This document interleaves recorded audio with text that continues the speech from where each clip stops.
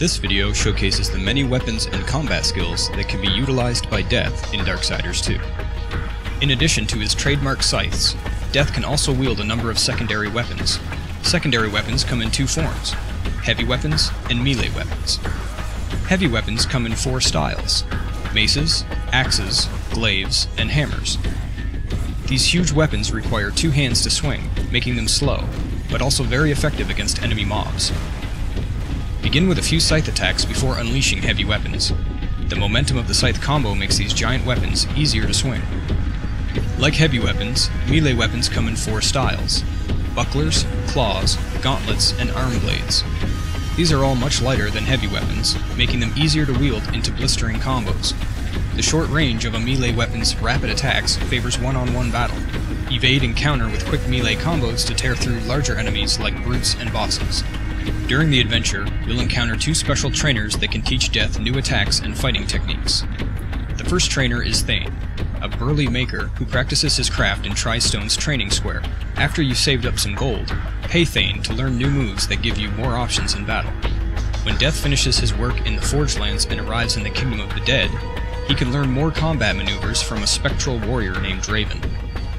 Speak with Draven when you first arrive at the Eternal Throne, and pay him to learn all new attacks, such as lethal sweet spot attacks from secondary weapons, which are useful against enemies that block your combos. As Death attacks his enemies, he builds Wrath energy. Wrath is used to activate Death's combat skills like Teleport, Slash, and Murder. Death's skills can be learned and upgraded as you complete quests, gain experience, and level him up. The Chronicle presents you with two skill trees: Harbinger and Necromancer.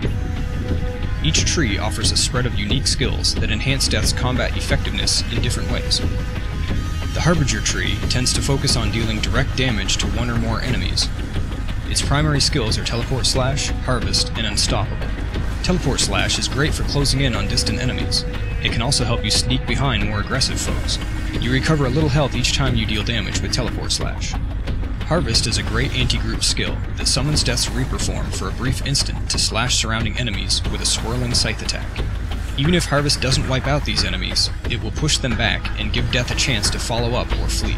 Unstoppable greatly increases Death's strength attribute for a short time. This skill makes you much more dangerous in any battle. The Necromancer tree favors increasing Death's defenses and harassing his enemies. Its three primary skills are Exhume, Aegis Guard, and Murder. Exhume is a versatile skill that lets Death summon a pair of aggressive ghouls that seek out his enemies.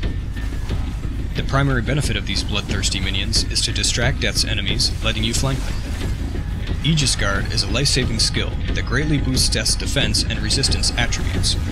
This makes Death extremely difficult to kill for a brief time. Aegis Guard can also be modified to damage Death's enemies with subskills like Reflect and Grounding. Murder is a unique skill that summons one or more flocks of crows to harass Death's enemies. Coupled with Exhume, Murder can be a great way to keep swarming hostiles from singling you out. When Death reaches level 10, he unlocks a special ability called Reaper form. This awesome move lets Death change into his true self, becoming the Reaper for a short time. Death has incredible power while fighting in Reaper form, making this one of his best talents.